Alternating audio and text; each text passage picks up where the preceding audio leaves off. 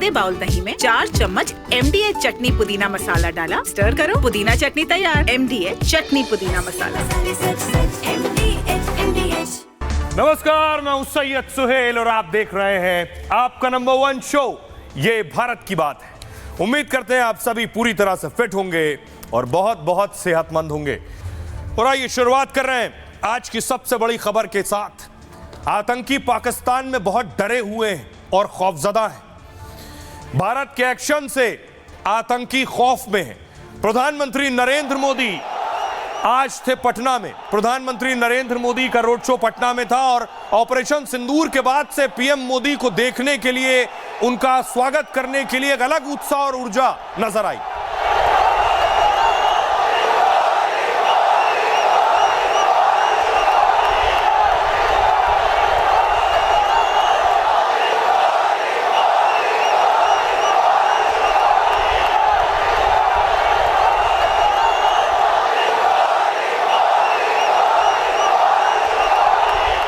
और पीएम मोदी जहां पहुंचे वहां ब्रह्मोस से वेलकम हो रहा था उनका। पहले से ही पटना की सड़कें ब्रह्मोस मिसाइल से पटी हुई थी। ये देख रहे हैं ब्रह्मोस के बाकायदा मॉडल्स बनाकर लगाए गए हैं। ये तस्वीरें आप ब्रह्मोस की मैं आपको दिखा रहा हूं। इस तरह पीएम मोदी का स्वागत हुआ। ये ब्रह्मोस का जादू है कि भारत में लोग ब्रह्मोस के जरिए पीएम मोदी का स्वागत कर रहे हैं, लेकिन पाकिस्तान में इसी ब्रह्मोस से डर है। अगली तस्वीर मैं आपको दिखाऊं, ये आप देख रहे हैं ब्रह्मोस और भारत के हमलों में आतंकिस्तान में ताबूत बिछ गए थे। भारत ने जो हमले किए 100 से ज्यादा आतंकी मारे गए। ताबूतों के ढेर लगे थे पाकिस्तान में इन मिसाइलों के हमले के जरिए। अब आतंकियों को फिर खौफ है। तस्वीर दिखाऊं अगली, ये आतंकी डरे हुए हैं। ये आप देख रहे हैं हाफिज सईद का बेटा तलहा सईद डरा हुआ है। ये है आमिर हमजा, लश्कर का सह संस्थापक खौफ में है। ये अगली तस्वीर मसूद अजहर रो रहे हैं। सुनाऊंगा आपको मसूद अजहर रो रो कर क्या कह रहा है। और ये तस्वीर है सैफुल्लाह की, जो टीआरएफ का नेता भी है, लश्कर का नेता भी, और टीआरएफ वो संगठन जिसने पहलगाम हमला किया। इन्होंने मिलकर एक बैठक बुलाई थी भारत के हमले के बाद। अगली तस्वीर मैं आपको दिखाऊं, ये है पोस्टर आप देख रहे हैं। आसिम मुनीर की फोटो है, उनके आर्मी के बाकी चीफ हैं, और इधर आतंकियों की तस्वीर, सैफुल्लाह की तस्वीर लगी। ये पोस्टर लगे थे पाकिस्तान की सड़कों पर और चौराहों पर, क्योंकि आतंकियों ने बैठक बुलाई थी। अगली तस्वीर देखिए जरा, ये आतंकियों की बैठक है और ये टीआरएफ का चीफ सैफुल्लाह, लश्कर का चीफ सैफुल्लाह, पहलगाम हमले का मास्टरमाइंड। ये बैठक पाकिस्तान में हुई और इस बैठक में पीएम मोदी का नाम सबसे ज्यादा लिया गया। अब आप समझ सकते हैं, इस बैठक में ऑपरेशन सिंदूर का जिक्र हुआ। इस बैठक में भारत ने जो हमले में पीटा है उसका जिक्र हुआ। अगली तस्वीर मैं आपको दिखाऊं, ये देख रहे हैं सैफुल्लाह कसूरी, वो सैफुल्लाह जो टीआरएफ का आतंकी भी है और पहलगाम हमले का जिम्मेदार भी है, साजिशकर्ता भी है, सैफुल्लाह कसूरी। उसके बगल में देखिए हाफिज सईद का बेटा बैठा है तलहा सईद, और सैफुल्लाह कसूरी के बगल में जो शख्स बैठा है उसका नाम है मलिक अहमद खान।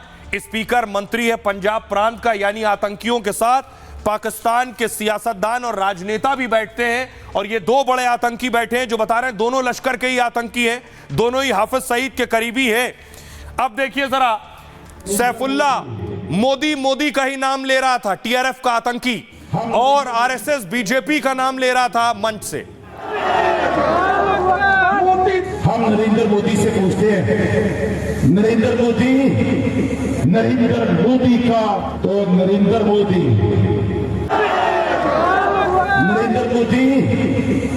10 मई को हमने तुम्हारे हिंदुत्व के नजरिए को, तुम्हारे अखंड भारत के नजरिए को, तुम्हारे बीजेपी आरएसएस के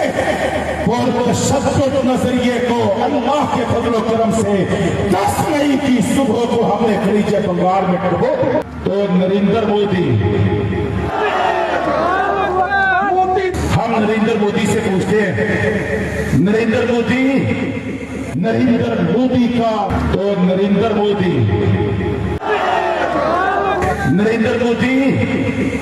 10 मई को हमने तुम्हारे हिंदुत्व के नजरिए को, तुम्हारे अखंड भारत के नजरिए को, तुम्हारे बीजेपी आरएसएस के और तशद्दुद नजरिए को अल्लाह के फजल करम से 10 मई की सुबह को हमने खलीजे बंगाल में डुबो दिया।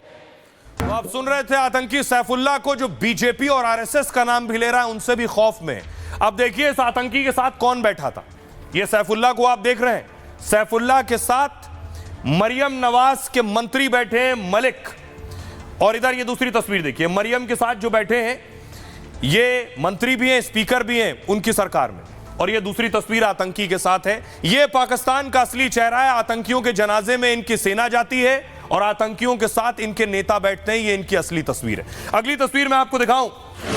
अब आतंकियों में खौफ और ज्यादा क्यों बढ़ गया है? ऑपरेशन सिंदूर के बाद भी पाकिस्तान में कोई आकर ठोक जा रहा है। सैफुल्लाह को पिछले दिनों ठोक गया, सैफुल्लाह की हत्या हो गई, इसलिए डर गए कि अब बेशक मिसाइल नहीं आ रही लेकिन कोई भी मार कर जा रहा है। अगली तस्वीर मैं आपको दिखाऊं। ये आप देख रहे हैं आमिर हमजा को कोई आकर मार गया। ये आमिर हमजा घायल हुआ था, अस्पताल में भर्ती था और आज उस बैठक में भी पहुंच गया था, और बैठक में पहुंचकर भारत विरोधी नारे लगा रहा था। इससे डर है फिर कोई ना मार जाए। अगली तस्वीर दिखाऊं मैं आपको। ये खड़ा है मंच पर जिसे आप देख रहे हैं, ये है आमिर हमजा। भारत विरोधी बात कर रहा था क्योंकि डर है, डरे हुए हैं, सहमे हुए हैं। कश्मीर बनेगा पाकिस्तान, जम्मू बनेगा पाकिस्तान, हमारे सिख देशों का मशरकी पंजाब बनेगा खालिस्तान।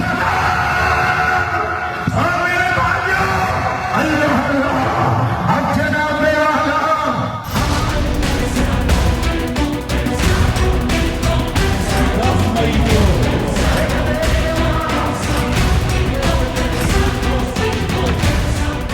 को सिंदूर की शक्ति का एहसास करा दिया। ऑपरेशन सिंदूर अभी खत्म नहीं हुआ है। मोदी के एक्शन और ऐलान से आतंकियों में खौफ पसरा है। अपना डर छिपाने के लिए आतंकी गला फाड़ रहे हैं। वो पाकिस्तानी फौज और नेताओं की तरह झूठा प्रोपेगेंडा फैलाने में लगे हैं। पहलगाम हमले में नाम आने पर जो आतंकी सैफुल्लाह गिड़गिड़ा रहा था, वो अब सेना की सरपरस्ती में फिर जहर उगलने लगा है। आरएसएस के और तशद्दुद नजरिए को अल्लाह के फजल करम से 10 मई की सुबह को हमने खलीजे बंगाल में डुबो दिया।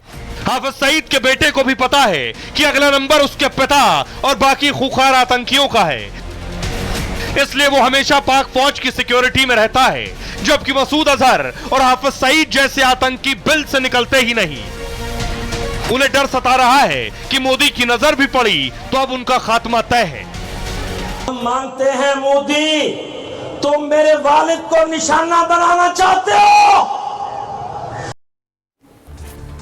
तो आपने आतंकियों का डर देख लिया। डर अच्छा है और जरूरी भी है। अब देखिए आतंकियों की बैठक में कौन कौन शामिल हुआ था। बड़े बड़े आतंकी। पहली तस्वीर देखिए आप, सैफुल्लाह को देख रहे हैं आप। ऑपरेशन सिंदूर से पाकिस्तान में आतंकी खौफजदा है। सीजफायर के बाद आतंकियों ने यह बड़ी बैठक की। पहलगाम हमले में आतंकियों ने रैली निकाली। जो आतंकी शामिल थे वो आतंकी थे जो पहलगाम हमले में शामिल थे। लश्कर तैयबा कमांडर सैफुल्लाह कसूरी भी मौजूद था। आतंकी जमावड़े में पाकिस्तान के मंत्री भी शामिल हुए। रैली में सैफुल्लाह ने कई बार पीएम मोदी का नाम लिया। कहा पहलगाम हमले के बाद दुनिया भर में फेमस हो गया है वो। आतंकवाद पर पाकिस्तान का झूठ फिर सामने आया। मरियम नवाज के मंत्री ने आतंकियों का स्वागत किया है। सैफुल्लाह कसूरी लश्कर तैयबा का डिप्टी चीफ है। आतंकी हाफिज सईद का बहुत करीबी माना जाता है। सैफुल्लाह लग्जरी कारों का शौकीन है। उसकी सुरक्षा में कई लेयर में जवान तैनात रहते हैं। पाकिस्तानी सेना के अफसर का लाडला है यह आतंकी कसूरी। पाक सेना के जवान उसका फूल बरसा कर स्वागत करते हैं और वो पाकिस्तान में वीवीआईपी की तरह घूमता है। मोस्ट वांटेड आतंकी हाफिज का बेटा भी रैली में था। उसके बगल में आप देख रहे हैं तलहा सईद को। यह हाफिज का बेटा है। हाफिज के बेटे तलहा सईद ने भी भाषण दिया। ऑपरेशन सिंदूर के बाद तलहा सईद भी मौन था। रैली में जिहादी नारे लगाए और नारे तकबीर कहा। मोस्ट वांटेड आतंकियों की लिस्ट में 32वें नंबर पर है तलहा। तलहा लश्कर तैयबा में सबसे ज्यादा ताकतवर है। बाप की तरह तलहा भी आतंकी गतिविधियों में शामिल है। भारत ने तलहा को यूएपीए के तहत आतंकी घोषित किया हुआ है। भारत में हुए कई हमलों में हाफिज सईद का बेटा शामिल रहा है। वो भारत को नुकसान पहुंचाने के लिए फंड भी इकट्ठा करता है। लश्कर तैयबा में आतंकियों की भर्ती में भी ये बड़ी भूमिका निभाता है। और हाफिज सईद का करीबी देखिए आमिर हमजा भी इसराइली में था। आमिर हमजा को लेकर हाल में खबर आई थी कि अज्ञात बंदूकधारियों ने इसे गोली मार दी है। तस्वीर भी मैंने आपको दिखाई। इसे लाहौर के मिलिट्री हॉस्पिटल में एडमिट कराया गया था। हमजा लश्कर तैयबा का सह संस्थापक है। हाफिज के साथ अब्दुल रहमान मक्की का भी करीबी है। 2012 में अमेरिका ने इसे ग्लोबल टेररिस्ट घोषित किया था और भारत में घुसपैठ, आतंकी फंडिंग में भी शामिल रहा है। हमजा ने हाफिज के साथ मिलकर लश्कर को खड़ा किया था। सोचिए पाकिस्तान में कैसा मुल्क है ये कि जहां खुलेआम आतंकी रैलियां कर रहे हैं। और ये आतंकी तलहा सईद तो चुनाव भी लड़ चुका है लेकिन सारी सीटें हार गया था। सुनिए इन आतंकियों। इंदिरा गांधी ये नारे लगा रही है कि हमने नजरिया पाकिस्तान को खलीजे बंगाल में डुबो दिया है। आज हम ऐलान करते हैं 55 साल बाद हम ऐलान करते हैं अल्हम्दुलिल्लाह हमने सकूते ढाका का बदला ले दिया। दुश्मन ये साजिशें करता है, ये कोशिशें करता है, लेकिन याद रखिए बुनियाद महसूस ये नाम रखकर ये पैगाम दिया गया कि ये सारी सियासी जमातें, ये सारी शनाख्तें उसकी ताईद करते हैं और वादे तौर पर इस मौके पर कहते हैं मुस्लिम लीग नून हो, पीपल्स पार्टी हो। सोचिए कौन डरा है? तलहा सईद घबराया है, सैफुल्ला डरा हुआ है और मसूद अजहर डरा है। हाफिज सईद डरा है। मसूद अजहर के ठिकानों पर भारत ने हमला किया था। ये बावलपुर की तस्वीर है। अगली तस्वीर मैं आपको दिखाऊं। उसके बाद ये मसूद अजहर का ठिकाना था, यही ट्रेनिंग कैंप हुआ करता था। सब तबाह हो गया। हालत देख रहे हैं, जर्जर हो गया है, खत्म हो गया है, पूरी तरह से नस्तो-नाबूद कर दिया भारत ने। अब मसूद अजहर का एक बयान सामने आया। आपको बताऊं मसूद अजहर किस तरह डरा हुआ है, क्या कह रहा है। वो बता रहा है कि कितनी लाशें उसने उठाई हैं। वो कह रहा है लाशें उठा उठा कर वो थक चुका है। देखिए ये मसूद अजहर, मोस्ट वांटेड आतंकी मसूद अजहर ने कबूल किया है भारत ने ऑपरेशन सिंदूर में मिट्टी में मिला दिया हमें। लाशें गिनते गिनते थक गया हूं कह रहा है। लाशें उठाते उठाते थक गया है। हम गमजदा और जख्मी हैं। ऑपरेशन सिंदूर में मसूद अजहर भी निशाने पर था। बावलपुर में जैश के हेडक्वार्टर पर जो हमला हुआ था, हमले में मसूद अजहर का पूरा परिवार साफ हो गया। पूरे कुनबे की मैयत देखने के बाद मसूद रो रहा था। खुद के लिए भी मौत मांग रहा था आतंकी मसूद अजहर पर मौत का डर साफ दिख रहा है। परिवार के सफाई के बावजूद गीदड़ भपकी दे रहा है। एक के बदले 10 हिंदुओं को मारने की गीदड़ भपकी। बावलपुर में उसने मरकज सुभान अल्लाह बना रखा था और इसमें आतंकियों को ट्रेनिंग भी देता था। भारत ने मसूद के आतंकी ठिकाने कैंप को निशाना बनाया था। सुनिए जरा मसूद अजहर को वो क्या कह रहा है। बावलपुर में जो भारत ने अटैक किया उसके बाद वो किस हाल में। अल्लाह की कसम हमें न छेड़ो, हम गमज़दा हैं, हम जख्मी हैं, हम लाशें उठा उठा के थके हुए हैं, हम खून देख देख कर पागल हो चुके हैं। अगर तुम हमारे रास्ते में आओगे और अगर हमने तुम्हारी तरफ तवज्जो कर ली, अल्लाह की कसम तुम्हारा नामो निशान भी मिट जाएगा। हमें अपना दुश्मन बनाकर किसी को भी फायदा नहीं मिलेगा। मैं बावलपुर की सरजमीन पे उन लोगों का नाम लिए बगैर इस चीज का ऐलान कर रहा हूं। अल्लाह की कसम हमें न छेड़ो, हम गमज़दा हैं, हम जख्मी हैं, हम लाशें उठा उठा के थके हुए हैं, हम खून देख देख कर पागल हो चुके हैं। अगर तुम हमारे रास्ते में आओगे और अगर हमने तुम्हारी तरफ तवज्जो कर ली, अल्लाह की कसम तुम्हारा नामो निशान भी मिट जाएगा। हमें अपना दुश्मन बनाकर किसी को भी फायदा नहीं मिलेगा। मैं बावलपुर की सरजमीन पे उन लोगों का नाम लिए बगैर इस चीज का ऐलान कर रहा हूं। तो मसूद अजहर का गिड़गिड़ाना रोना आपने देख लिया। अब देखिए हाफिज और हाफिज के आतंकी कितने डरे। ये देख रहे हैं हाफिज के आतंकियों ने आज सरेंडर कर दिया। लश्कर के टेररिस्ट और जैसे ही फौज पहुंची, फौज को देखते ही हथियार डाल दिए। पीछे आप देख रहे हैं भारतीय सेना और उनके आगे हाफिज के 2 आतंकियों ने सरेंडर कर दिया। अगली तस्वीर देखिए, इनके पास से राइफल्स बरामद हुई हैं, कई राउंड्स गोलियां बरामद हुई हैं, मैगजीन बरामद हुई है, पाउच इनके पास रखे हुए, ये सारी चीजें इन आतंकियों के पास से मिली हैं।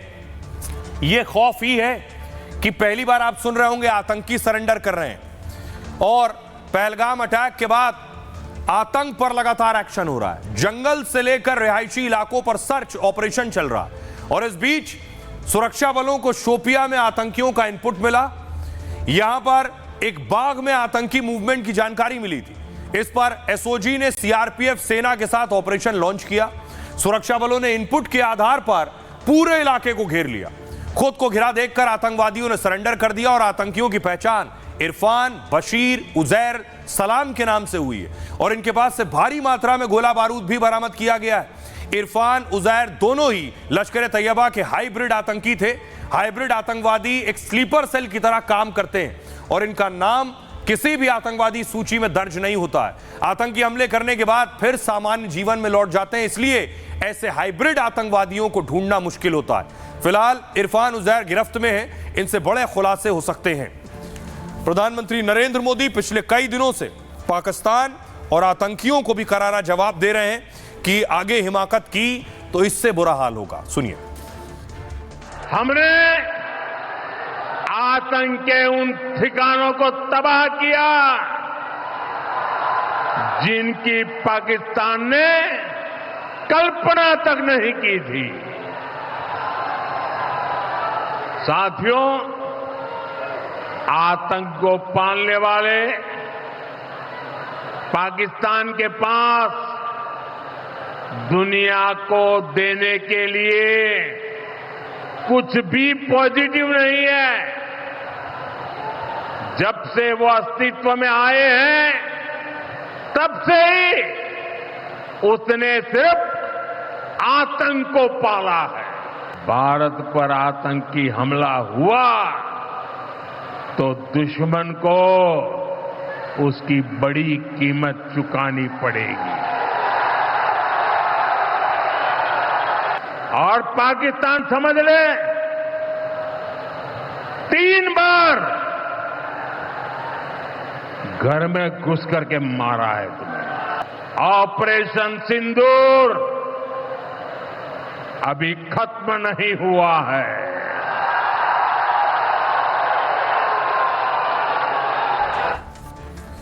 तो आतंकी खौफ में है, पाकिस्तान खौफ में है, और अब बारी है पीओके की। आज आर्मी चीफ पहुंचे थे रामभद्राचार्य जी से मिलने के लिए।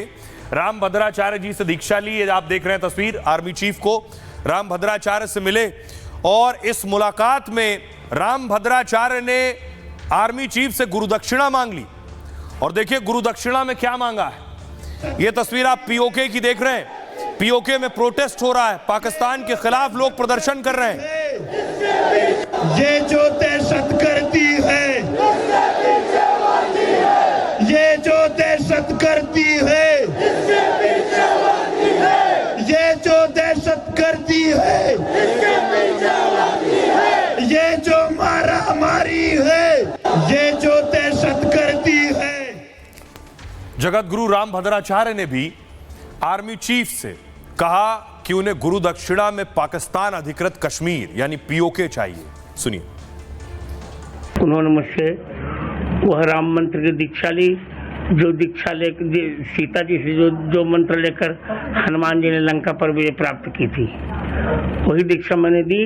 और मैंने उनसे दक्षिणा मांगी है कि मुझे पीओके चाहिए, पाक अधिकृत कश्मीर हमें चाहिए ही चाहिए। यही हमारी दीक्षा है। उन्होंने मुझसे वह राम मंत्र की दीक्षा ली, जो दीक्षा ले सीता जी से जो मंत्र लेकर हनुमान जी ने लंका पर विजय प्राप्त की थी, वही दीक्षा मैंने दी। और मैंने उनसे दक्षिणा मांगी है कि मुझे पीओके चाहिए, पाक अधिकृत कश्मीर हमें चाहिए ही चाहिए। यही हमारी दीक्षा है। तो अब सवाल यह है, क्या भारत पीओके हासिल कर सकता है? क्या भारत पीओके पर कब्जा कर सकता है? अब गुरुदेव ने तो गुरुदक्षिणा मांग ली है, अब उनकी ये मुराद पूरी कैसे होगी? तो आइए मैं आपको बताता हूं क्या पीओके भारत में मिल सकता है। पहले समझिए पीओके पाकिस्तान के पास गया कैसे। पीओके भारत का अभिन्न अंग है और लेकिन पाकिस्तान का पीओके पर नियंत्रण है। ये तस्वीर आप देख रहे हैं, ये जम्मू कश्मीर का नक्शा है। जम्मू कश्मीर में जो आगे का हिस्सा आप देख रहे हैं वो पीओके है। आजादी के बाद पाक ने यहां अवैध कब्जा किया है। तब कश्मीर के राजा हुआ करते थे राजा हरि सिंह। पश्तूनों के साथ पाक सेना ने मिलकर कश्मीर पर हमला कर दिया। राजा हरि सिंह ने सरदार पटेल से मदद मांगी। सरदार पटेल ने कहा कि मदद तो हम देंगे लेकिन शर्त यह है कि पहले भारत से मिलो तब हम मदद करेंगे, वरना हम क्यों मदद करें। उन्होंने क्या किया, सेना को भेजकर पाकिस्तानियों को खदेड़ देंगे, यह कहा सरदार पटेल ने। राजा हरि सिंह मान गए, उन्होंने समझौते पर दस्तखत कर दिए। तब भारत की सेना पाकिस्तानियों को बॉर्डर तक निकाल पाई। और इसी बीच पंडित जवाहरलाल नेहरू ने यूएन में इस मुद्दे को उठाया। यूएन में एक प्रस्ताव पारित किया गया तब, जिसमें कहा गया कि जो जहां है वहीं रुक जाए।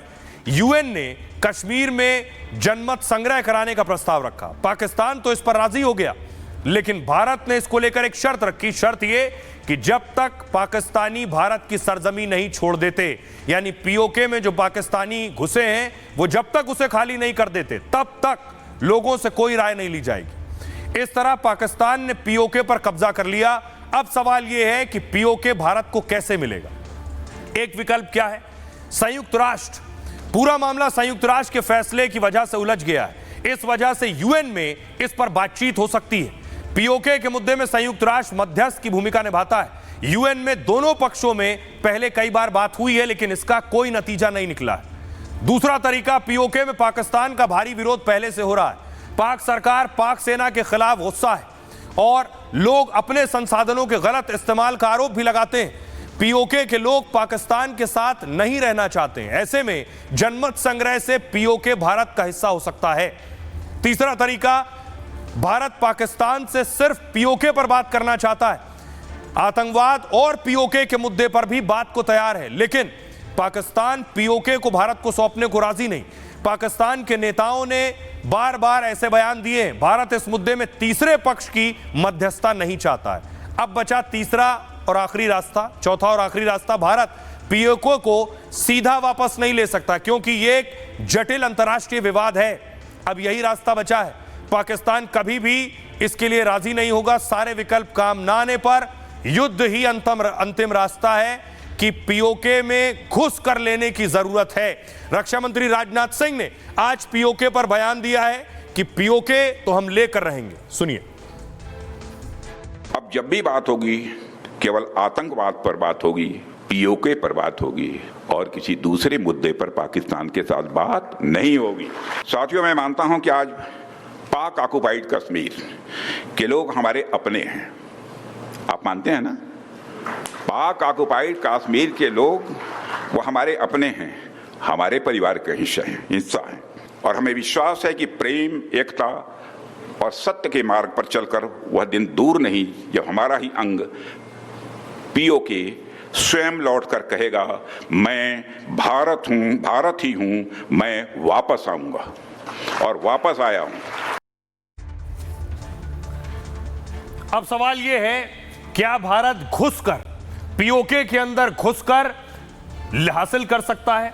जंग के जरिए क्या हम पीओके हासिल कर सकते हैं? कुछ उदाहरण पिछले कुछ दिनों हमारे सामने आए। नेतन्याहू ने कई जगहों पर इस तरह से उनकी सेना ने जाकर कब्जा किया है। दूसरा नजीर है पुतिन और रूस। रूस ने भी यूक्रेन के कई हिस्सों पर कब्जा किया है। जंग के मैदान में ये सारी चीजें होती हैं और इस तरह से कब्जे किए गए हैं, कोई पहली नजीर नहीं है। देखिए, सबसे पहले इजराइल की बात करें। ये मैप आप देख रहे हैं, वेस्ट बैंक दिख रहा है, पूर्वी यरूशलेम, इजराइल, गाजा पट्टी। इजराइल ने 1967 में 3 इलाकों पर कब्जा किया, बेशक पुरानी बात है। वेस्ट बैंक, गाजा पट्टी और पूर्वी यरूशलेम पर कब्जा किया। फिलिस्तीनी इन तीनों इलाकों पर वापस अपना कब्जा चाहते हैं, लेकिन इजराइल अब पूरे गाजा पर कब्जा करना चाहता है। इजरायली सेना ने इसका प्लान भी बना रखा है। हमास के बुनियादी ढांचे को हटाया जा रहा है, अधिकांश इमारतों को ध्वस्त कर दिया गया है। इसमें राफा, खान यूनुस और गाजा उत्तर में स्थित सभी शहर हैं। अगली तस्वीर देखिए जरा। सीरिया में आपको कुनेत्रा नजर आ रहा है, यह सीरिया का हिस्सा था। इजरायली सेना ने सीरिया के एक पूरे प्रांत पर कब्जा कर लिया घुसकर। कुनेत्रा प्रांत की पहाड़ियों और सैन्य चौकियों पर कब्जा किया। सीरियाई हिस्से में मौजूद बफर जोन पर कब्जा किया था। अब देखिए, रूस यूक्रेन की बात करते हैं। एक और उदाहरण आपके सामने है कि कैसे जंग में घुसकर भी कब्जा किया जा सकता है। रूस और यूक्रेन का नक्शा देख रहे हैं, ये क्रीमिया आप देख रहे हैं जो यूक्रेन का हिस्सा हुआ करता था। रूस ने भी यूक्रेन के हिस्से पर कब्जा किया। रूस ने यूक्रेन के क्रीमिया प्रायद्वीप पर कब्जा कर लिया। पहले यहां रूस समर्थक सरकार स्थापित की गई और इसके बाद क्रीमिया की स्थिति पर जनमत संग्रह कराया गया। जनमत संग्रह में फैसला रूस के पक्ष में आया। 18 मार्च 2014 को रूस ने क्रीमिया पर कब्जा कर लिया। तीसरा देखिए, चौथा देखिए, चीन आपके सामने उदाहरण है, चीन। और ये आप हांगकांग देख रहे हैं बॉर्डर पर। 1 जुलाई 1997 को ब्रिटेन ने हांगकांग पर चीन को अधिकार दे दिया। 150 साल से हांगकांग पर ब्रिटेन का शासन था। इसे हैंडओवर के नाम से भी जाना जाता है और आज हांगकांग चीन का एक विशेष प्रशासनिक क्षेत्र है।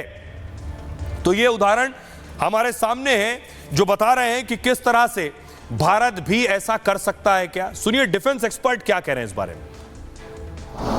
क्या पीओके को हमें लेना चाहिए, ये सवाल जब आता है तो मुझे बड़ा अजीब लगता है। लेना चाहिए से क्या मतलब है? ये हमारा हिस्सा है। पीओके हमारा था, हमारा है और हमारा रहेगा। कश्मीर पूरा भारत का अभिन्न हिस्सा है और उसके कुछ हिस्से पर पाकिस्तान ने कब्जा किया हुआ है, इसमें कोई शक नहीं है। सरकार का भी ये विचार है, लोगों का भी ये विचार है, हर भारतीय का विचार है और ये हमारा दृढ़ निश्चय होना चाहिए कि इसको हमें जल्दी से जल्दी मिलाना है। पीओके के लोगों को वहाँ की दमनकारी और नीति से आज़ादी दिलवानी है, उनको फ्री करना है। उनको एक जो आज कश्मीर में सुविधाएं मिल रही हैं, जो लोग आराम से रह रहे हैं, अमन चैन से रह रहे हैं, वो लोग भी ऐसे ही क्यों ना रहे। बहुत ज़रूरी है हमारे लिए उनको जल्दी से जल्दी वापस लें, जो कि हमारा हिस्सा है, हमारे शरीर का एक हिस्सा पाकिस्तान के कब्जे में है, उसमें कोई शक नहीं है मुझे। सोचिए जरा, पाकिस्तान कुछ करने की स्थिति में नहीं है क्योंकि पाकिस्तान में बलूच मार रहे हैं उन्हें, तहरीके तालिबान पाकिस्तान मार रहे हैं, सिंध वाले पीट रहे हैं और ये देखिए अब अफगानी भी मार रहे हैं। अफगानिस्तानी की सेना आप देखिए पाकिस्तान के अंदर घुस गई। अभी खबर मिल रही है कि अफगानिस्तानी सेना ने हमला कर दिया है बॉर्डर इलाके पर और पाकिस्तान के अंदर घुसकर पाकिस्तानी सैनिकों को भी ढेर कर दिया है।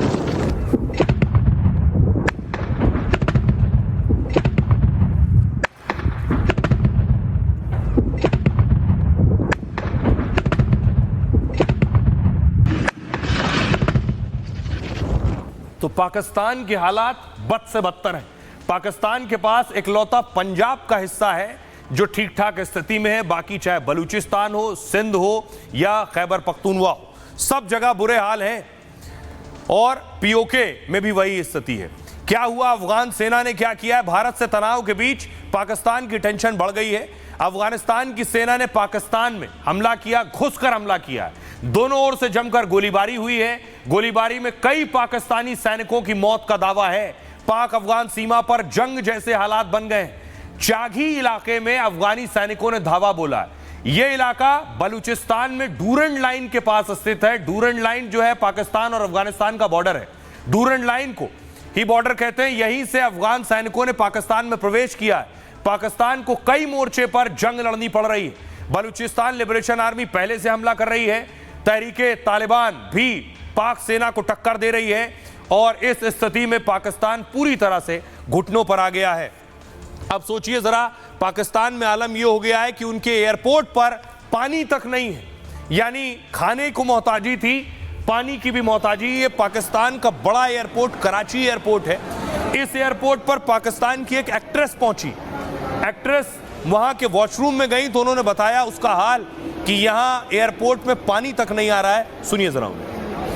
आज यौम तकबीर है। मैं यहाँ कराची के इंटरनेशनल एयरपोर्ट पे खड़ी हूँ और आज के दिन जबकि हमें पाकिस्तान की अचीवमेंट्स को सेलिब्रेट करना चाहिए, मैं ये देख रही हूँ कि यहाँ पर किसी भी वॉशरूम में पानी नहीं है। लोग वजू करना चाह रहे हैं, नमाज पढ़ना चाह रहे हैं, बच्चों को लेकर वॉशरूम जाना चाह रहे हैं और पानी नहीं है। हमारे एयरपोर्ट्स का, हमारे इंस्टीट्यूशंस का, हमारे सिस्टम्स का ये हाल क्यों हो गया है? और कोई इस चीज़ को मानने के लिए राजी नहीं है कि ये गलतियां हैं जिनको ठीक करने की जरूरत है। बड़े बड़े प्रोजेक्ट्स बन रहे हैं, नई ट्रेन्स के बारे में बात हो रही है, लेकिन पुराने सिस्टम्स को, इंटरनेशनल एयरपोर्ट के बाथरूम्स तक में पानी मुहैया नहीं हो रहा। अफसोस का मुकाम है। सोचिए, अभी भारत ने सिर्फ ऐलान किया है और संधि स्थगित की है, पाकिस्तान में पानी को लेकर मार शुरू हो गई। घर छोड़िए, एयरपोर्ट तक में पानी नहीं। पीने के लिए साफ पानी पाकिस्तान में बहुत बड़ी समस्या हो गया है। पाकिस्तान के 24 शहरों में साफ पानी नहीं मिल रहा है। इन शहरों में लाहौर, कराची समेत इस्लामाबाद शामिल है। पाकिस्तान के करीब 3 करोड़ आबादी को साफ पानी नहीं मिल पा रहा। पाक में पानी को लेकर यह दावा एक रिपोर्ट में किया गया है। कराची एयरपोर्ट जैसी जगहों पर भी 15 लाख लीटर पानी की कमी है और इस पानी की कमी को पानी के टैंकर के जरिए पूरा किया जाता है। WHO ने दावा किया है कि पाक में 80% बीमारी दूषित पानी से हो रही है। अकेले कराची में 1 करोड़ झुग्गी वाले दूषित पानी पीने को मजबूर हैं। कराची के साथ ही पेशावर और रावलपिंडी में भी यही हाल है। रावलपिंडी में तो पानी की कमी से आपातकाल घोषित कर दिया गया है। रावलपिंडी में प्रतिदिन करीब 50 मिलियन गैलन पानी की मांग है, लेकिन यहां पर आपूर्ति केवल 30 मिलियन गैलन की हो पाती है। इस तरह से हर दिन 20 मिलियन गैलन पानी की कमी बनी रहती है और पाक में पानी की ज्यादातर समस्या भूजल के अत्यधिक दोहन से है, यानी पाकिस्तान में जमीन से निकलने वाला पानी दूषित निकल रहा है। इसलिए अब ज्यादातर आबादी पानी के लिए सतही जल यानी नदियों पर निर्भर है, लेकिन पहलगाम अटैक के बाद भारत ने नदियां पाक के लिए रोक दी हैं और इसी वजह से पाकिस्तान के सिंध प्रांत में गृह युद्ध के हालात बन चुके हैं। अभी भारत की नदियों से पाकिस्तान को थोड़ी मात्रा में पानी मिल रहा है, लेकिन जब पानी बिल्कुल पूरी तरह से बंद होगा तो मुसीबत और बढ़ जाएगी और गला सूख जाएगा। सुनिए जरा प्रधानमंत्री पानी पर क्या कह रहे हैं। 1960 में जो इंडस वाटर ट्रीटी हुई है, अगर उसकी बारीकी में जाएंगे तो आप चौंक जाएंगे। क्या मेरे देशवासियों को पानी पर अधिकार नहीं है क्या? उनको उनके हक का पानी मिलना चाहिए, नहीं मिलना चाहिए क्या? और अभी तो मैंने कुछ ज्यादा किया नहीं है।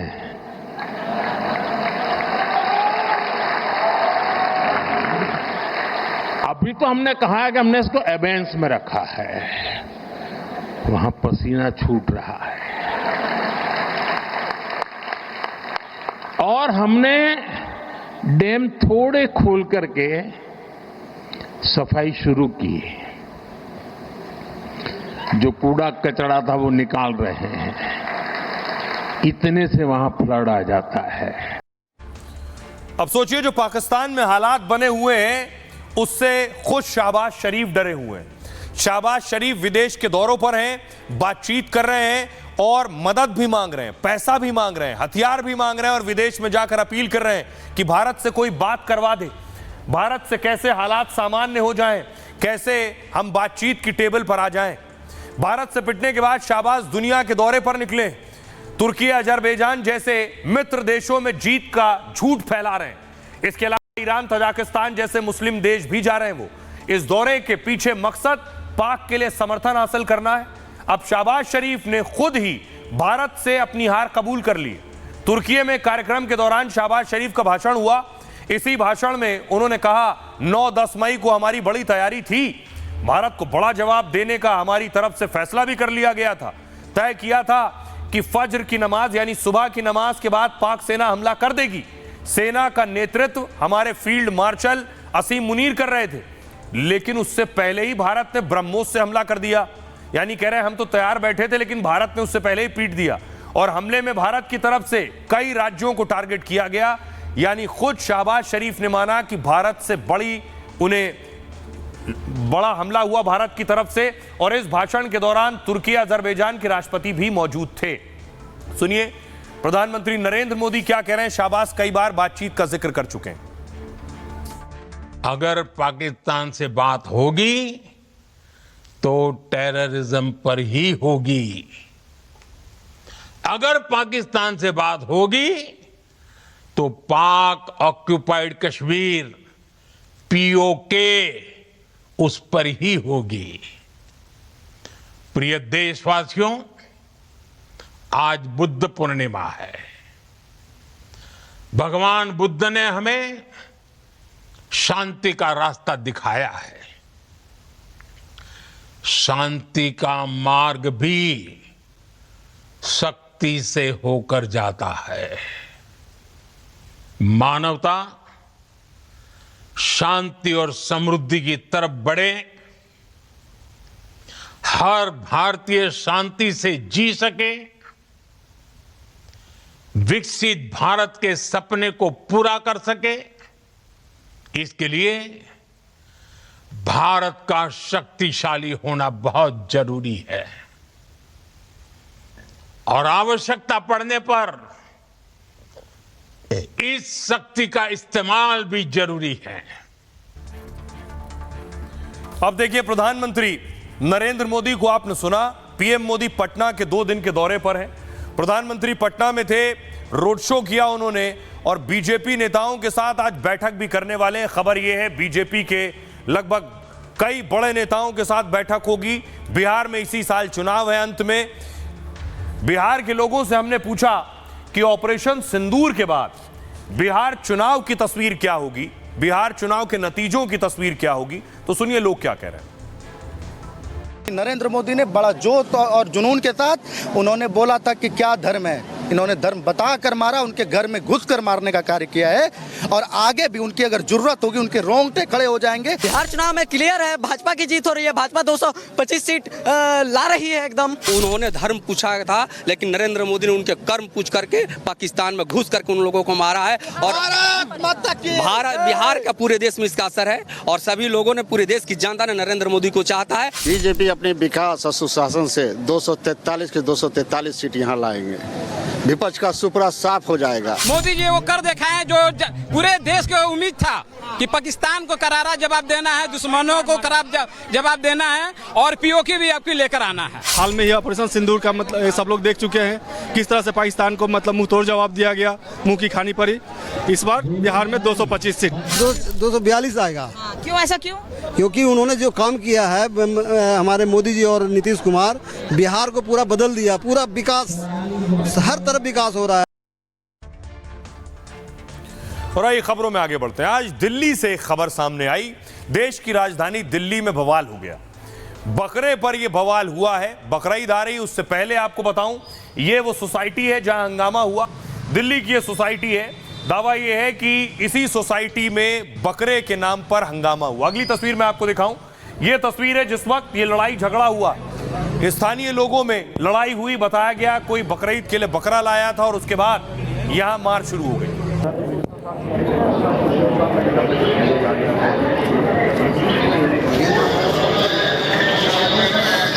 मौके पर पुलिस पहुंची और उसके बाद सिक्योरिटी बढ़ाई गई क्योंकि संवेदनशील इलाका है, इसलिए कोशिश की गई हालात खराब ना हो। अगली तस्वीर मैं आपको दिखाऊं और ये उसके बाद मौके पर बाकायदा ड्रोन पहुंचे हैं क्योंकि वहां स्थिति बिगड़ रही थी, सेंसिटिव इलाका है और ड्रोन के जरिए निगरानी शुरू की गई।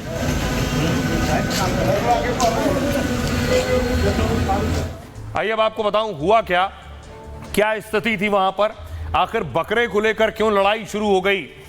ये पूरी कहानी आपको बताता हूं इस जगह की। दरअसल बकरे पर यह सारा विवाद दिल्ली के खजूरी खास इलाके में हुआ। हिंदू पक्ष का आरोप है कि कुछ लोगों ने जानबूझकर घर के सामने बकरे बांध दिए और मना करने पर गाली गलौज और धमकी देने लगे। उस वक्त इलाके में पुलिस थी तो थोड़ी देर में वो मान गए, लेकिन रात में दूसरे पक्ष ने फिर उनके घर के सामने बकरे बांध दिए। इस बार विरोध किया तो दूसरे समुदाय ने जानलेवा हमला कर दिया। लाठी डंडों और चाकू लेकर कई लोग आए और वार करने लगे। हमले में एक महिला समेत 3 लोग गंभीर रूप से घायल हो गए हैं। बकरे को लेकर हिंसा और झड़प की खबर फैली तो भीड़ जमा हो गई। लोगों की भीड़ को देखते हुए हमलावर वहां से भाग निकले हैं। सांप्रदायिक तनाव की आशंका को देखते हुए पुलिस ने इलाके को घेर लिया है और एक आरोपी को इस मामले में गिरफ्तार भी कर लिया है। अब इस इलाके में पुलिस बल लगातार फ्लैग मार्च कर रही है। सुनिए जरा, जो परिवार वाले हैं जिनके साथ मारपीट हुई है वो क्या कह रहे हैं। ना बकरे बंधे हुए थे तो भाई आया उधर से, जो है भाई बने बकरे वाले को मना करी कि यहाँ बकरे मत बांधो, जो है वो इसी बात पे जो है नाराज हो गए। तो यहाँ पे एक बदमाश है वो बीसी, तो उसने जो भाई को गाली गुफ्तार देनी चालू कर दी और हमारी भाभी को भी गाली दी। जो है फिर यहाँ पब्लिक इकट्ठी होगी, उन्होंने समझा दिया। समझाने के बाद वो चले गए। फिर 9 बजे के करीब उन्होंने भाई को यहाँ दबा लिया। 10-15 जने थे, लठपट ले गए, सब अंदर घुस गए। जो है भाई की भाभी के साथ मार पिटाई करी। फिर हम उन्हें समझाने के लिए गए, मगर देखे भाई कौन था कौन नहीं था, तो उस गली में हम पीछे गए। आपने बताया कि पत्थरबाजी भी हुई है आप लोगों के ऊपर? हाँ जी, हमारे ऊपर पत्थरबाजी हुई है और मैं आ गया था, मेरे पे फायरिंग हुई है जो। आपके घर के कोई लोग सदस्य जो हैं वो घायल भी हुए हैं? हाँ जी, मेरी भाभी, मेरी बहन और भाई तीनों जो है घायल हैं जो। आइए मैं आपको बताऊं, बकरीद आ रही है और इस तरह की कई घटनाएं अलग अलग इलाकों से पहले भी सामने आई हैं, लेकिन क्या कहते हैं नियम कायदे। इस्लाम में कुर्बानी के कुछ खास नियम बताए गए हैं। कुर्बानी सिर्फ जायज तरीके से कमाए पैसों से ही की जाती है। जो कुर्बानी देना चाहता है उस पर कर्ज नहीं होना चाहिए। कुर्बानी को 3 हिस्सों में बांटा जाता है, एक हिस्सा घर के लिए, दूसरा रिश्तेदारों के लिए और तीसरा हिस्सा गरीबों में बांटा जाता है, ताकि गरीब भी त्योहार से महरूम न रहे। कोई धर्म ये नहीं कहता कि त्योहार दूसरों के लिए परेशानी बने, यानी त्योहार आपका और दूसरा आदमी परेशान हो जाए। मतलब ऐसी जगह कुर्बानी ना हो जिससे दूसरों को तकलीफ हो। सऊदी अरब, यूएई जैसे मुल्क कुर्बानी पर नजीर पेश कर रहे हैं। इन देशों में बकरीद पर सार्वजनिक रूप से कुर्बानी पर पाबंदी है। कुर्बानी के साथ यहां स्वच्छता और स्वास्थ्य का ध्यान जरूरी है। खुले में कुर्बानी से गंदगी और बीमारियों का खतरा बढ़ सकता है। जानवरों के प्रति दया और पर्यावरण की सुरक्षा भी मकसद है। कोरोना के बाद कई जगह ऑनलाइन कुर्बानी भी शुरू की गई। मतलब पैसे चुकाकर घर बैठे कुर्बानी का गोश्त मंगा सकते हैं और जरूरतमंदों को भी कुर्बानी का हिस्सा भेज सकते हैं। सुनिए इसके बाद क्या कुछ कह रहे हैं नीतीश राणे और साजिद रशीदी। भी अपना त्यौहार उनको मनाना है तो फिर उनको हमारे हिंदू राष्ट्र के जो नियम है उसके हिसाब से ही मनाना चाहिए। ये कोई पाकिस्तान, बांग्लादेश या कोई इस्लामिक राष्ट्र नहीं है, तो इसलिए कोई भी बकरी ईद के नाम पे अगर किसी भी हमारे हिंदू समाज को तकलीफ देके इस कुछ भी अगर इधर कर रहा होगा तो हमारी हिंदुत्ववादी सरकार ये अपना तीसरी आंख खोलेगी और उनको उस तरीके से जवाब देगी। ये मरकज़ी चांद कमेटी फिरंगी महल लखनऊ की जानिब से ऐलान किया जाता है कि आज लखनऊ में ईद उल अज़हा का चांद बहुत साफ़ नज़र आ गया है। लिहाजा ईद उल अज़हा यानी बकरीद पूरे मुल्क में इंशाअल्लाह 7 जून को मनाई जाएगी और इस सिलसिले में ईद उल अज़हा की नमाज ईदगाह इशबाक लखनऊ में 7 जून को सवेरे 10 बजे होगी। तो फिरंगी महली को आप सुन रहे थे जो बता रहे थे कि बकरीद कब होगी। आइए खबरों में आगे बढ़ते हैं। आज की एक और बड़ी खबर है, यूपी में लॉरेंस का शूटर ढेर हो गया है। दरअसल योगी के राज में लॉरेंस की नो एंट्री और लॉरेंस गैंग की भी नो एंट्री है। तस्वीर में आपको अगली दिखाऊं कि यह है लॉरेंस का गुर्गा नवीन कुमार, लॉरेंस का शूटर है ये। उत्तर प्रदेश में घुसने की इसने हिमाकत कर ली और उसके बाद क्या हुआ इसका अगली तस्वीर देखिए जरा। ये आप देख रहे हैं यूपी पुलिस ने इसे मुठभेड़ में मार गिराया है। लॉरेंस के गुर्गे को यूपी पुलिस ने ढेर कर दिया है। ये एनकाउंटर साइट की तस्वीर आप देख रहे हैं। रात के अंधेरे में बाइक पलटी हुई नजर आ रही है आपको। ये लॉरेंस का राइट हैंड बताया जाता है, लॉरेंस का करीबी बताया जाता है। और अब मैं आपको दिखाऊं यूपी में आज भी अलग अलग जगहों पर एनकाउंटर हुआ। ये आप देख रहे हैं ग्रेटर नोएडा की तस्वीर।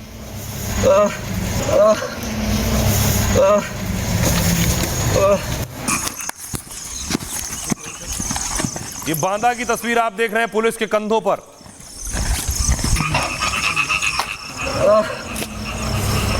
ये हमीरपुर की तस्वीर आप देख रहे हैं और शाम्बी की तस्वीर मैं आपको दिखा रहा हूं।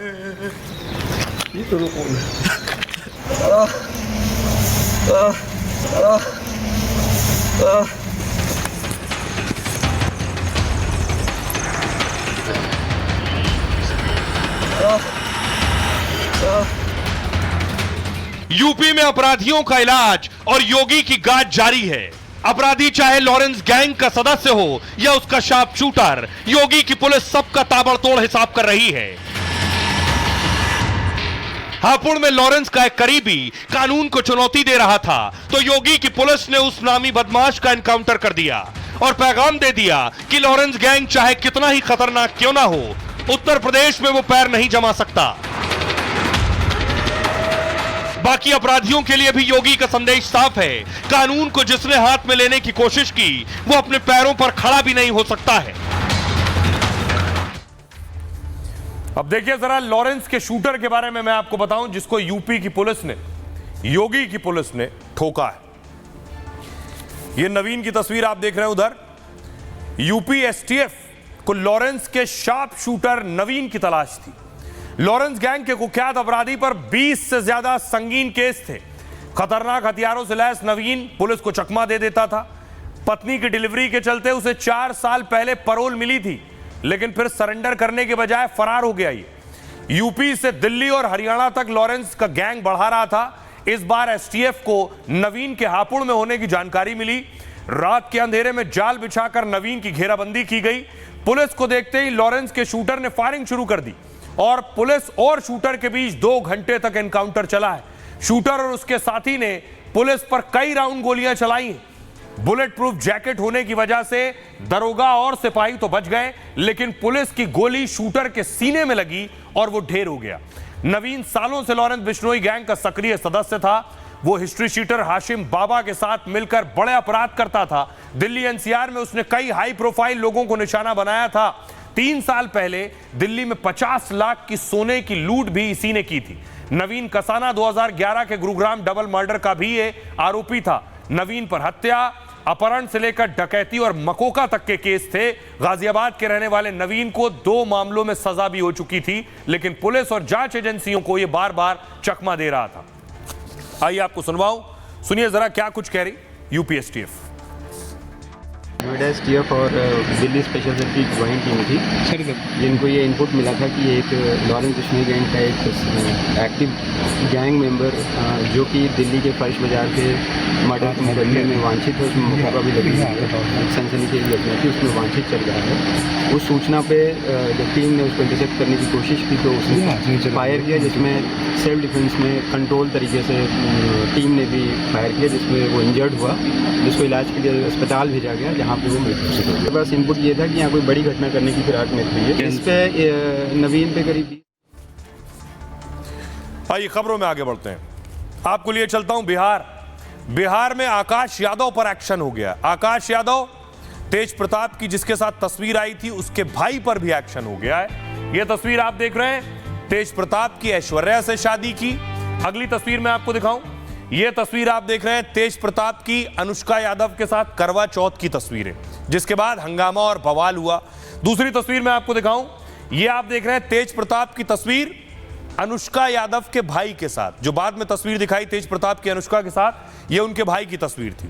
दूसरी तस्वीर दिखाइए, यह आप देख रहे हैं अनुष्का यादव के भाई आकाश ने तेज प्रताप और आरजेडी का साथ छोड़ा तो चिराग के चाचा पारस पासवान के पास आ गए, पशुपति पारस, और उनकी आरएलजेपी ज्वाइन कर ली।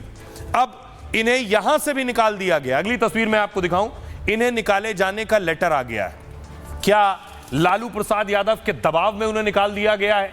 अब सवाल ये उठ रहे हैं। यह तस्वीर आप देख रहे हैं आकाश यादव की। तेज प्रताप यादव मामले में यह नया मोड़ आ गया है। आरएलजेपी ने अनुष्का के भाई को पार्टी से निकाल दिया। अनुष्का के भाई आकाश को 6 साल के लिए निकाल दिया गया, जैसे लालू ने तेज प्रताप को 6 साल के लिए अपनी पार्टी से निकाला। आरजेडी छोड़ने के बाद आकाश पशुपति पारस की पार्टी में आ गए थे।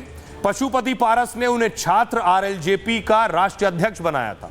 आकाश के खिलाफ पार्टी के महासचिव ए जोसेफ ने लेटर जारी किया है और जिसमें लिखा है कि वर्तमान राजनीतिक घटनाक्रम को देखते हुए उन्हें छात्र प्रकोष्ठ के अध्यक्ष पद से तत्काल प्रभाव से 6 सालों के लिए निष्कासित किया जाता है। दरअसल लालू के खिलाफ बयानबाजी आकाश को महंगी पड़ गई। आकाश ने 2 दिन पहले मीडिया में लालू के खिलाफ बयान दिया था।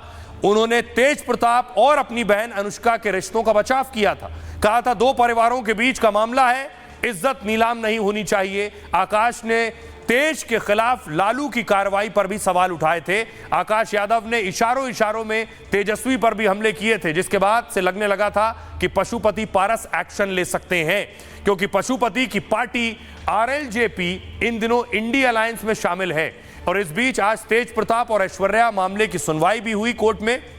तलाक पर सुनवाई के लिए दोनों पटना सिविल कोर्ट पहुंचे थे। फैमिली कोर्ट के प्रिंसिपल जज ने मामले की सुनवाई की और कोर्ट ने ऐश्वर्या की अर्जी पर सुनवाई की मांग टाल दी है और अब तेज और ऐश्वर्या मामले की सुनवाई 21 जून को होगी। तेज प्रताप यादव और ऐश्वर्या राय की शादी 2018 में हुई थी, लेकिन शादी के 5-6 महीने बाद ही दोनों में विवाद बढ़ने लगा था। पिछले दिनों तेज ने अनुष्का के साथ फोटो पोस्ट कर सच सामने ला दिया था। आइए अब आपको सुनवाता हूं, सुनिए अनुष्का के भाई आकाश यादव क्या कह रहे हैं। पूरा घटनाक्रम है, ये पूरा घटनाक्रम सबको जानकारी में था। पहला नंबर चीज़ किसके जानकारी? मतलब लालू फैमिली में भी सारी चीज़ की जानकारी थी, आदरणीय लालू यादव जी के परिवार के भी लोगों को, और ये चीज़ पब्लिक डोमेन में भी काफ़ी लंबे टाइम से चलते आ रहा था। तो ये जो पूरा जो इनका जो ट्वीट और जो भी कुछ चला, तो इसको कहीं ना कहीं तो आदरणीय लालू यादव जी जानते होंगे, तभी तो इनको पार्टी से बेदखल कर दिए, सब कुछ कर दिए। तो ये जो पूरा प्रोसेस इन्होंने बेदखल करने का किया, इसकी हम बहुत कड़ी निंदा करते हैं। 2 से 3 दिनों के अंदर में इनके परिवार के कुछ कथाकथित जो गुंडे मवाली टाइप के लोग हैं, वो हमारे घर के ऊपर में लगातार गंदी अभद्र टिप्पा टिप्पणी कर रहे हैं। तो अगर वो पोस्ट गलत है तो वो लोग केस करे कि हैक कहाँ हुआ, किसने अपलोड करवाया, किसने क्या किया। अगर उनको कुछ जानकारी नहीं होता तो पहला कोई भी माता पिता तो कहता कि लड़की है कौन, बताओ भाई। बिना संवाद के, बिना किसी बात के सीधे तेज प्रताप को पार्टी से निकाल के बेदखल कर देना, तो ये कहीं ना कहीं लग रहा है कि हमारे परिवार को ये लोग टारगेट करवा रहे हैं, हमारे परिवार के ऊपर में खतरा है। और ये सारा चीज़ का मेरे से अगर समझिएगा तो मैं जिम्मेवार तेजस्वी प्रसाद यादव जी को मानता हूँ। और आइए खबरों में आगे बढ़ते हैं। आज की एक और बड़ी खबर है, 5000 किलो बारूद नक्सलियों ने लूट लिया है। जो जानकारी मिल रही है, तस्वीरें पिछले दिनों आई थी, दरअसल नक्सली बौखला गए हैं। कई एनकाउंटर में उनके कई सदस्य ढेर कर दिए गए हैं। लगभग ये 27 से 28 नक्सली पिछले दिनों ढेर किए गए। अगली तस्वीर मैं आपको दिखाऊं, ये तस्वीर आप देख रहे हैं। उसके बाद ये विस्फोटक की तलाश हो रही, फुल स्क्रीन लीजिए जरा। जो 5000 किलो विस्फोटक नक्सली लूट ले गए हैं, उसे ऑपरेशन के जरिए, तलाश के जरिए, सर्च ऑपरेशन के जरिए ढूंढा जा रहा है।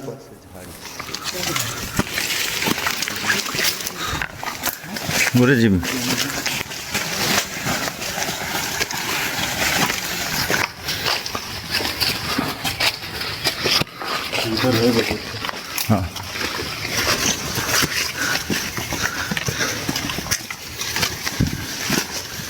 एक तो पत्थर से परेशान है, ऊपर से झाड़ी। गुरु जी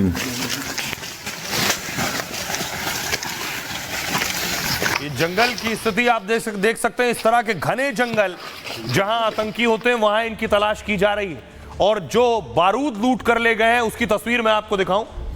इस तरह के पैकेट्स से 5000 किलो बारूद लूट कर ले गए। आइए मैं बताऊं आपको कि कैसे लूटा ये बारूद और ये बारूद का इस्तेमाल कहां होना था। दरअसल छत्तीसगढ़ में नक्सलियों ने बड़ी घटना को अंजाम दिया है और खबर है कि नक्सलियों ने बारूद से भरे वैन को लूट लिया है। वैन लूटने की घटना छत्तीसगढ़ ओडिशा सीमा पर बनगांव में हुई।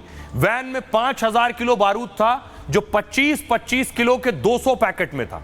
यह बारूद 200 एसयूवी और 100 बख्तरबंद गाड़ियों को उड़ाने के लिए काफी है। खबर है कि विस्फोटक को सुंदरगढ़ के बैंक पत्थर खदान ले जाया जा रहा था और इन विस्फोटकों का इस्तेमाल वहां पत्थर और पहाड़ तोड़ने के लिए होना था। करीब 30 की संख्या में नक्सली घटनास्थल पर पहुंच गए और वैन को लूट लिया है। नक्सलियों ने ड्राइवर, मजदूरों को बंधक बनाकर लूट को अंजाम दिया। साथ ही विस्फोटक से भरी वैन को जंगल ले गए और फिर उसे गाड़ी से उतारा। वैन से बारूद उतारने के बाद ड्राइवर देवनाथ टेप्पो को छोड़ दिया गया। नक्सलियों के कब्जे से छूटने के बाद ड्राइवर ने यह सारी बात बताई है। नक्सली हरे रंग के कपड़े पहने हुए थे, स्थानीय भाषा में बोल रहे थे, बात कर रहे थे। छत्तीसगढ़ में बैंक पत्थर खदान झारखंड की सीमा से सटा है और विस्फोटकों से भरे वैन को दूसरे राज्य ले जाने की आशंका है। छत्तीसगढ़ और झारखंड में अलर्ट जारी कर दिया गया है, तो अभी वहां तलाश जारी है। खबरों में आगे बढ़ते हैं। आज की एक और खबर है और खबर अमेरिका से। आपको बताऊं, ट्रंप को डबल झटका लग गया है। ट्रंप के बहुत करीबी यार, तस्वीर में दिखाऊं, ट्रंप अपने टैरिफ को लेकर चर्चा में भी हैं। अगली तस्वीर देखिए। ट्रंप के साथ शपथ लेने के दौरान सबसे पहले और सबसे करीब नजर आ रहे थे इलॉन मस्क। मस्क ने अब ट्रंप का साथ छोड़ दिया है। जी हां, मस्क ट्रंप की टीम का हिस्सा नहीं है। क्या हुआ दरअसल, मस्क ने ट्रंप का साथ छोड़ दिया है और इलॉन मस्क ने डॉज प्रमुख के पद से इस्तीफा दे दिया है। ये डॉज को डिपार्टमेंट ऑफ गवर्नमेंट एफिशिएंसी भी कहते हैं। सरकार के फालतू खर्चों में कमी के लिए मस्क को यह जिम्मेदारी मिली थी। जिम्मेदारी मिलने के बाद इलॉन मस्क ने कई सख्त फैसले भी लिए। उनके फैसलों से सरकार और जनता में बहुत नाराजगी थी। डोनाल्ड ट्रंप ने 30 मई यानी आज तक के लिए उन्हें जिम्मेदारी दी थी, लेकिन कार्यकाल पूरा होने से ठीक पहले उन्होंने इसे छोड़ दिया, जो इस बात के साफ संकेत है कि ट्रंप और मस्क अलग हो चुके हैं। मस्क ने खुद सोशल मीडिया पोस्ट पर इस बात की जानकारी दी। अपने पोस्ट में उन्होंने ट्रंप से बढ़ती दूरी की ओर भी संकेत किया है। मस्क ने लिखा, मेरा टाइम पूरा हो गया है, मुझे यह जिम्मेदारी देने के लिए ट्रंप का शुक्रिया। इस्तीफे से पहले उन्होंने इस बात के संकेत देने शुरू कर दिए थे। एक इंटरव्यू में कहा था, राजनीति में जितना करना था मैंने कर लिया, अब मैं किसी सियासी एक्टिविटी के लिए कोई चंदा नहीं दूंगा। एक अखबार में भी उन्होंने नाराजगी का इजहार किया था। आइए तो अब बात करते हैं आज के सूत्र की। क्या है सूत्र में खास?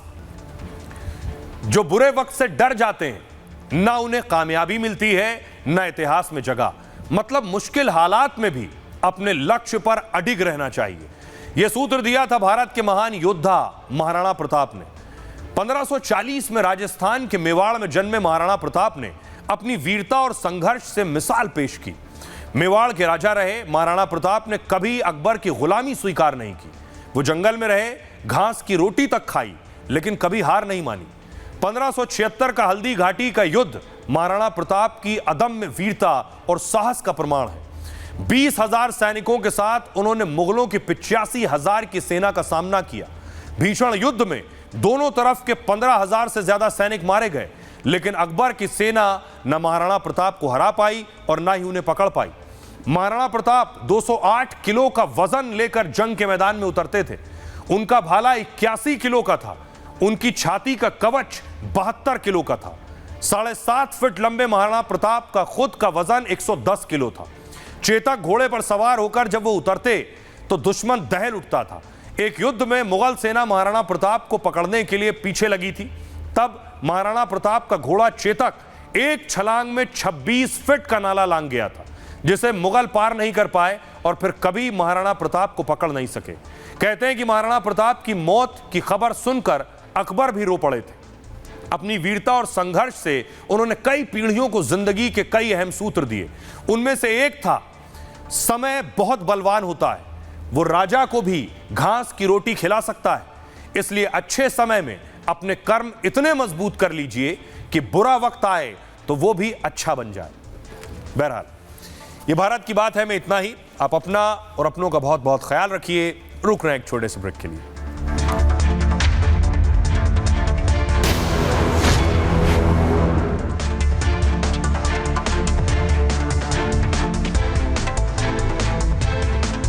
ये है सीक्रेट रेसिपी MDH का जीरा सिप जल जीरा मसाला। सिप सिप जीरा सिप MDH का जल जीरा सिप MDH का जल जीरा सिप।